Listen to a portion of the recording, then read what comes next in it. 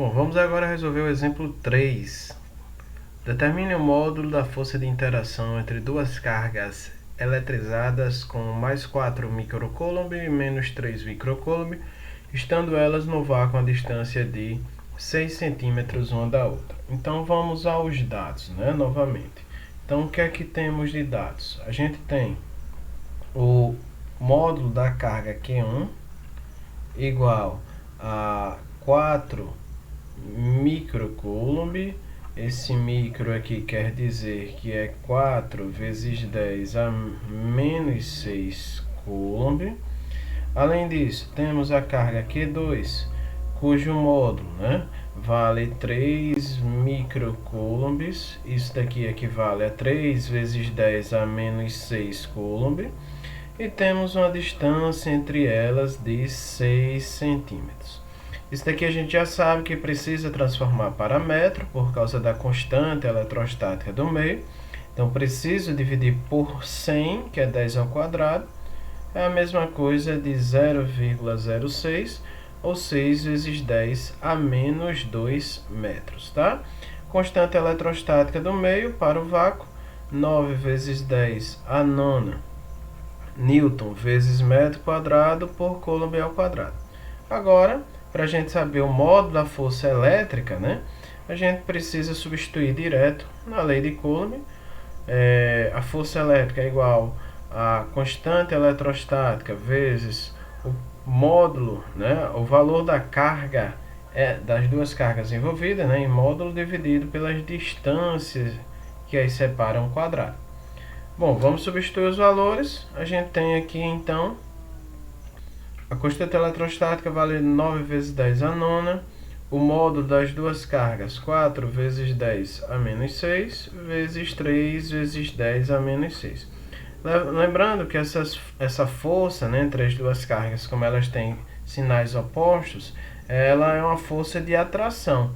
Só que a gente não está preocupado com a lei de Coulomb, com a natureza da força, se é de atração ou se é de repulsão, mas sim do valor, tá? Lembrando que o valor do denominador a gente precisa elevar ao quadrado, tá? Cuidado para não cometer esse erro. Então, fazendo as contas, a gente vai ter 9 vezes 4, isso daí vai dar igual a 36, vezes 3. Então, isso daí a gente vai obter no numerador 108 vezes 10. Conserva a base, somos expoentes. 9 menos 6 dá 3. 3 com menos 6 dá menos 3, tá? Então aqui, menos 3. Dividido 6 ao quadrado, 36, vezes 10 a menos 4, tá? 10 a menos 2 ao quadrado, 10 a menos 4. Bom, se a gente dividir 108 por 36, a gente encontrará 3 vezes 10, conserva a base, faço esse daqui de cima, menos 3, com esse daqui com sinal trocado. Então, menos 3 mais 4 vai dar igual a 1. Então, 3 vezes 10, que é 10 elevado a 1, vai dar igual a 30 newtons. Esse, então, é o módulo da força de interação entre essas duas cargas, separadas a uma distância de 6 centímetros, tá certo? Próximo exemplo. Duas cargas elétricas pontiformes distam 20 centímetros uma da outra. Alterando essa distância, a intensidade da força de interação eletrostática entre as cargas fica 4 vezes menor. Qual será a nova distância? Então vamos lá. Olha só, a gente pode pensar o seguinte: como a lei de Coulomb afirma que a força ela é diretamente proporcional ao produto do módulo das duas cargas e inversamente proporcional à distância ao quadrado, se a força ficou 4 vezes menor, significa dizer que a distância aumentou. Se a força diminuiu, a distância aumentou. Aumentou quanto? 2 vezes, porque como eu tenho uma relação quadrática, 2 ao quadrado dá 4, Então aqui, logo de cara, a gente já dá para perceber que a nova distância será a de 40 centímetros. Mas a gente pode provar isso daí, né, algebricamente também. Então, como é que a gente pode fazer esse procedimento? Olha só. Para a gente tentar demonstrar algebricamente, vou pegar o primeiro caso.